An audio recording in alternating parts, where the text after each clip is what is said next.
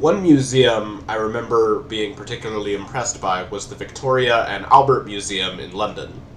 Many tourists skip this museum in favor of the British Museum and National Gallery, but the Victoria and Albert Museum has almost as remarkable of a collection, although many of the objects I saw them blend together because I went to all three of these over a few days when I was there.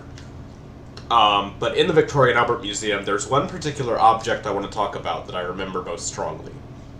It was a religious relic from medieval England called a workman's cross, which was apparently an extremely rare and novel item.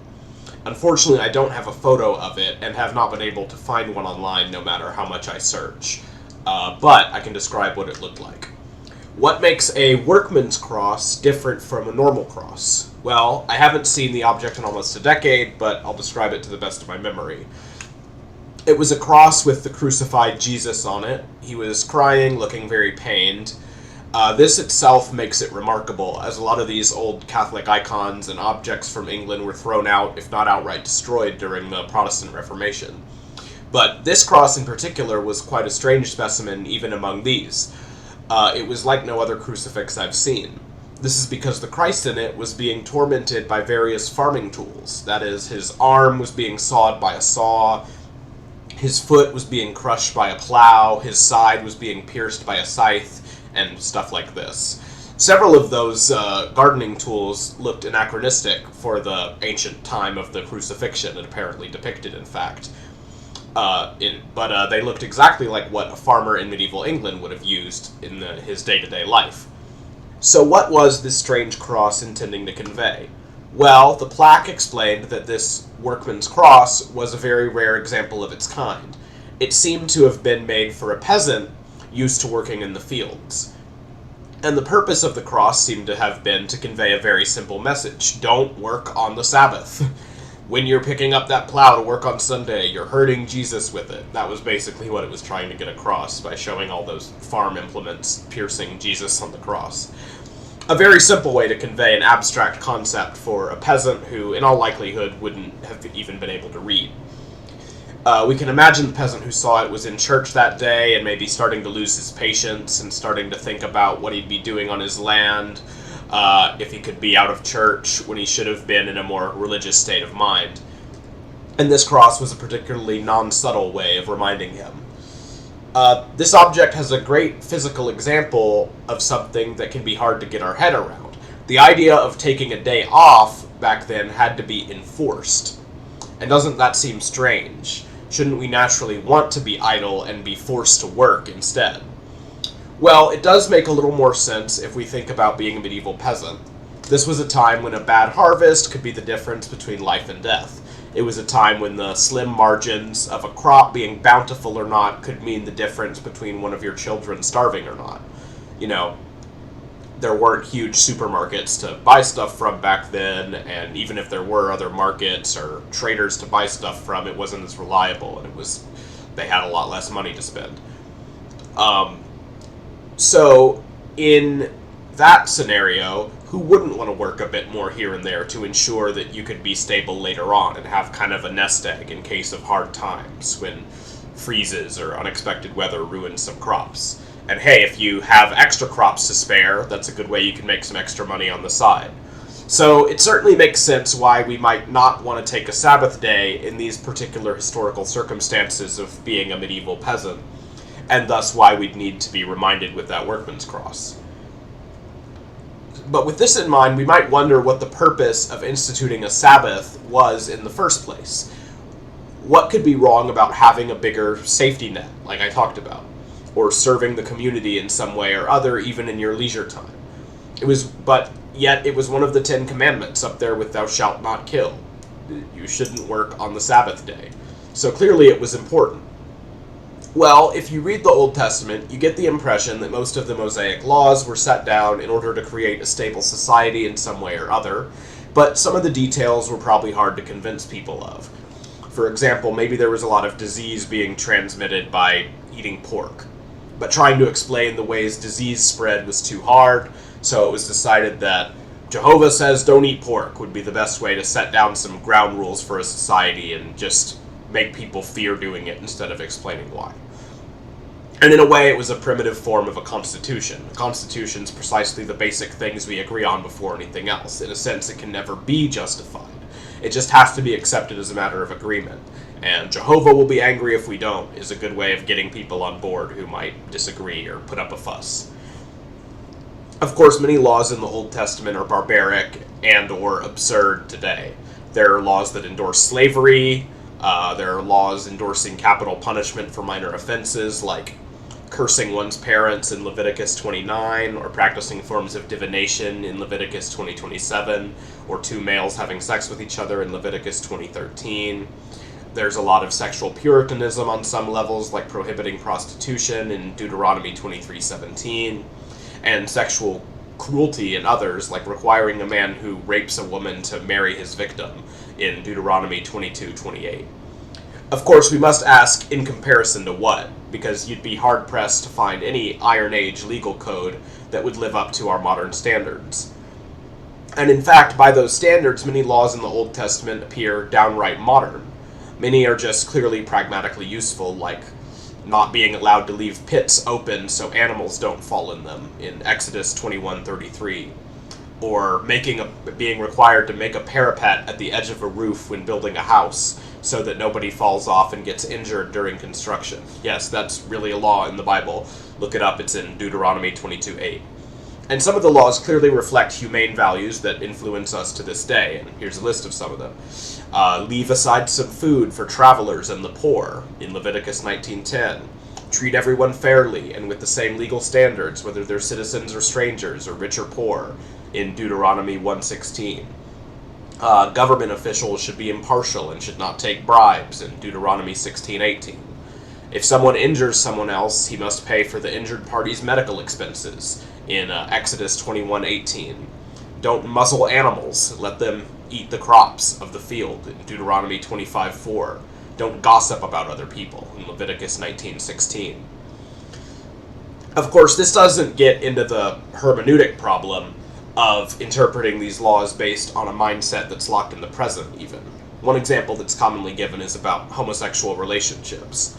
In the ancient world, homosexual relationships would have almost never been involved in the context of monogamous pair bonding.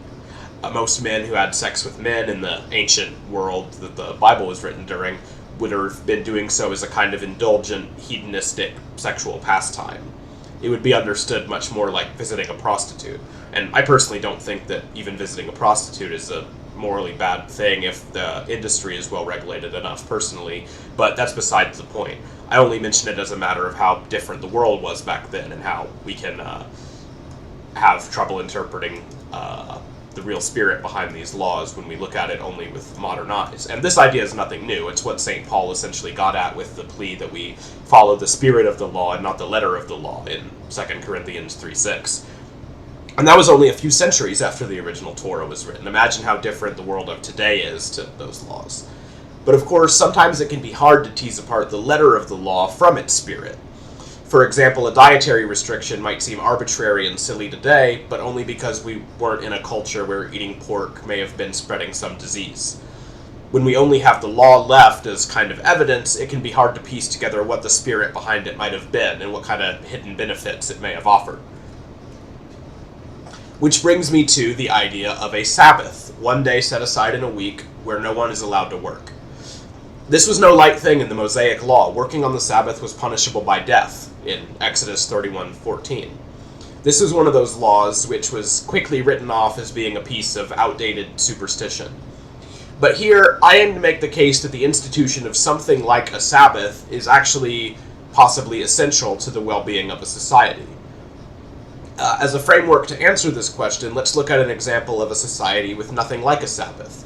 People are allowed to, let's say that people are allowed to set their own schedules. They can work whatever hours they want, including every waking hour of the week. That sounds like a great thing at first.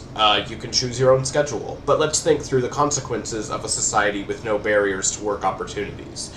These are by no means theoretical, as we in the modern West, and especially the US, live in a society that is very much headed in that direction.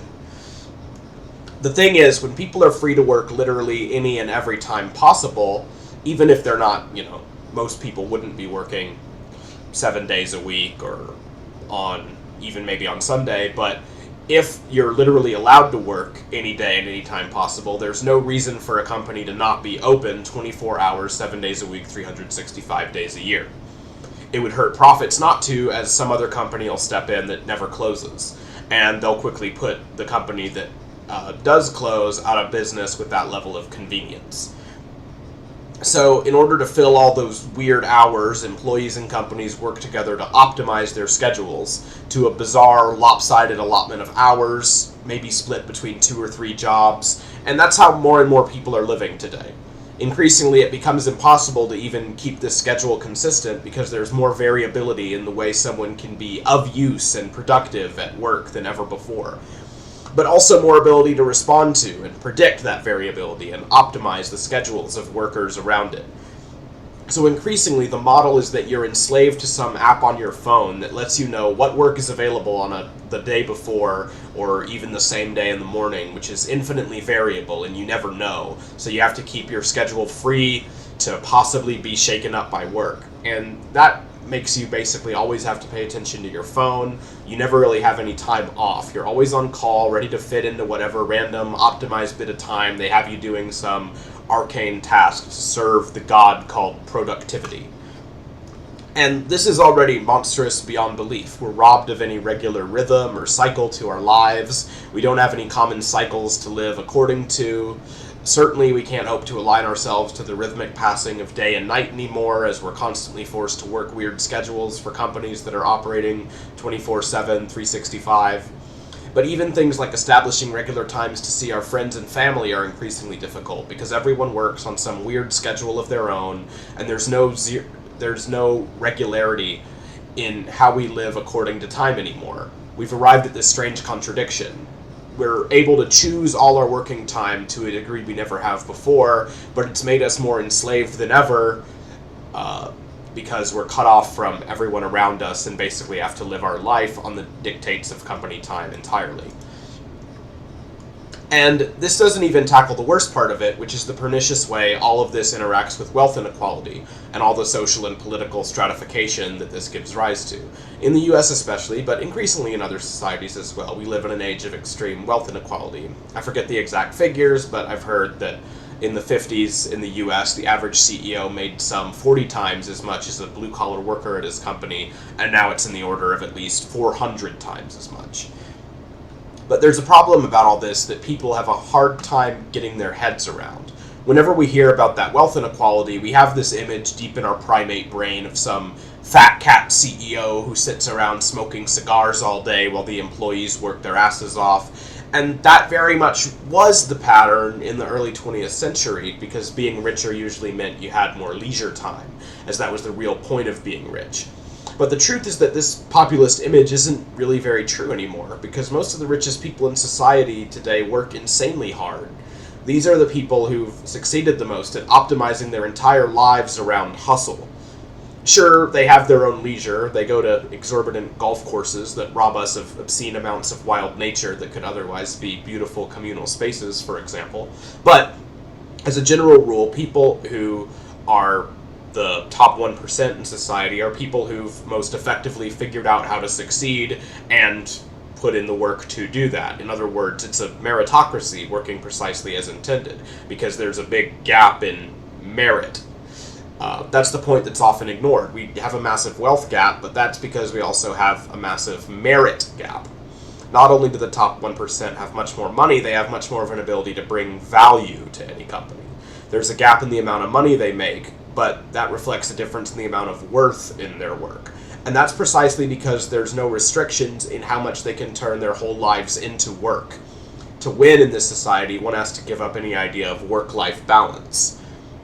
And all of this sucks. It has resulted in an extremely small group of society having a disproportionately large ability to lobby and influence government policy, increased disconnection, distrust, and disinterest in the professional atmosphere of most of our lives, and broader societal resentment and cynicism. And of course, all of this is ignoring the fact that working hard is by no means a virtue in and of itself. I say that these people bring value and are worth more and have more merit, but I'm talking in purely like economic terms here. because many of these wealthiest industries are actively committed to making the world a worse place. You can make a lot of money working in industries like coal and petroleum and logging and tobacco and junk food and factory farming and GMOs and arms dealing and gambling and social media influencing and incendiary political punditry and all that kind of stuff. But even putting aside the question of the morality of work and just looking at the inherently harmful effects of wealth inequality, all of this has happened precisely for the reason that we no longer have any language in the secular Western world to describe a vice of working too much. The more time someone spends working, the more wealth they'll earn as a reward. That's a matter of mathematical necessity, and we can't change that. What we can change is rewarding them in more ways than material wealth, because today we also reward these people with status. We reward employees who devote more and more of their time to serving the company and raise them up as exemplars. And much of this happens unconsciously, because most of us would say that, yeah, we have limits to how much work we think is healthy or acceptable. But when it comes down to saving face in our daily life, we don't want to admit that. And I'll illustrate this with an example. At our workplaces, we have a break for lunch and maybe a few other breaks in the course of a given day. And these are structured. All employees take their lunch breaks at the same time, or at least all employees in a section, or something like that. But in any case, there's some degree to which we don't choose when our breaks are. But now imagine what would happen if you could take your 90 minutes of a break, and let's say you have 90 minutes of a break time in a given day, and you can choose to take it at any time of the day you want, or split it up as you need to. So if that was the case, and you came to work and decided to take that 90 minutes 10 minutes after you first started working, you'd probably feel a bit embarrassed. People might not consciously say it, but they'd probably give you a look like, really? You just got here and you're already taking a break? It seems like that would create an atmosphere where no one would want to be the first person to take their break, just because it would be embarrassing to look like the weakest member of the team by first giving in.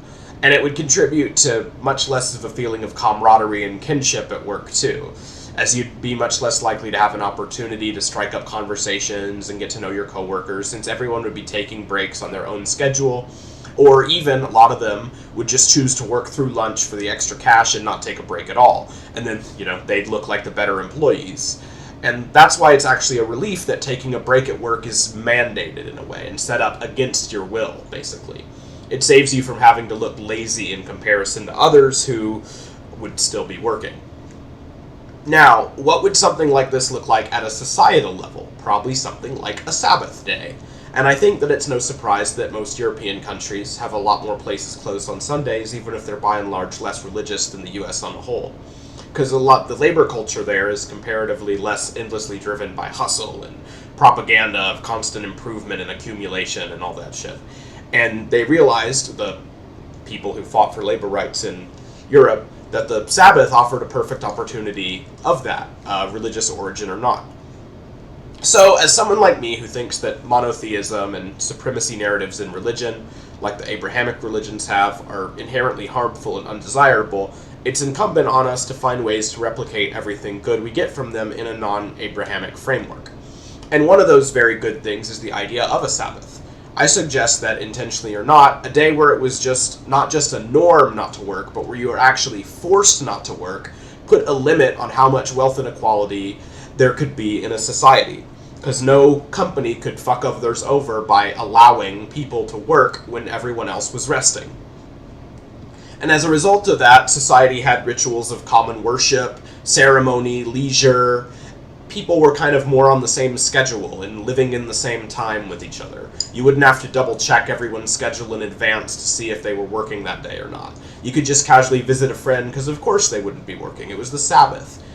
And I imagine that this did a lot to make ancient Israelite society feel more like one big family and did wonders for societal trust.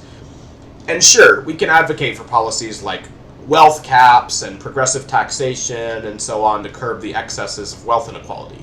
But inequality will have a way of emerging even with these. If, let's say, everyone has UBI and doesn't have to work anymore, there will still be those overly ambitious types who just want to work more. But if we don't have any norm in our society that sees a vice in working too much, the same inequality of wealth and hence of influence, status, and opportunity will reemerge. The bottom will just be a little higher.